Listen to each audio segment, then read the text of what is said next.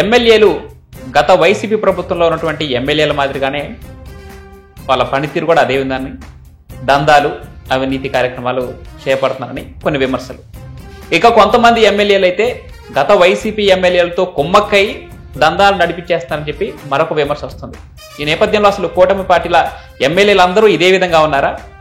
ఆ పార్టీల ఎమ్మెల్యేల పనితీరుపై మీ పూర్తి విశ్లేషణ ఏంటి? పవన్, ఇక్కడ కూటమిలో టీడీపీ, జనసేన, బీజేపీ ఈ ముగ్గురు ఎమ్మెల్యేలు పనితీరు ఎలా ఉందంటే అందరినీ అని చెప్పలేం. కానీ ఫస్ట్ మనము రాష్ట్రమంతా ఒకటి పక్కన పెట్టేస్తే చంద్రబాబు నాయుడు గారి నియోజకవర్గమే చూసుకుందాం.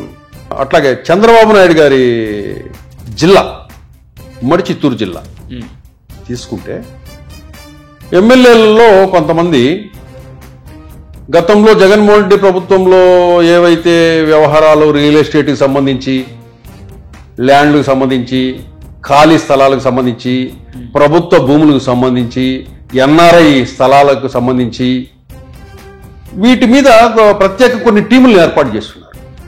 ఏర్పాటు చేసి ఏం చేస్తున్నారంటే ఈ రెవెన్యూ డిపార్ట్మెంట్ ద్వారా, తహసీల్దార్ల ద్వారా ఖాళీ స్థలాలు ఎక్కడెక్కడ ఉన్నాయి, ఎవరెవరు పేర్లతో ఉన్నాయి, మెయిన్ రోడ్లకి దగ్గరగా ఉండేటి ఖరీదైన స్థలాలు ఏ ఉన్నాయి అని చూసుకునేసి అక్కడ ఆ స్థలాల పేరు మీద కొన్ని నకిలీ డాక్యుమెంట్స్ వీళ్ళ మనుషుల చేత క్రియేట్ చేయిస్తారు.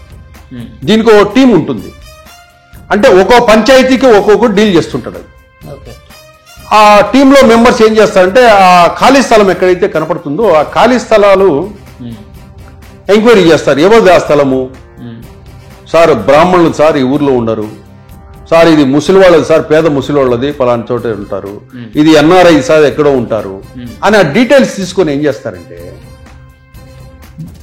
వాళ్ళ డాక్యుమెంట్స్ తయారు చేసేసి ఆ సైట్లోకి వెళ్ళేసి కట్టడం ప్రారంభిస్తారు. వర్క్ ప్రారంభిస్తే కనుక అసలైన ఓనర్ వస్తాను ఏం చేస్తాడు? పోలీసుల దగ్గరికి వెళ్తాడు. పోలీసులు కూడా దీంట్లో పాత్ర అయి ఉంటారు.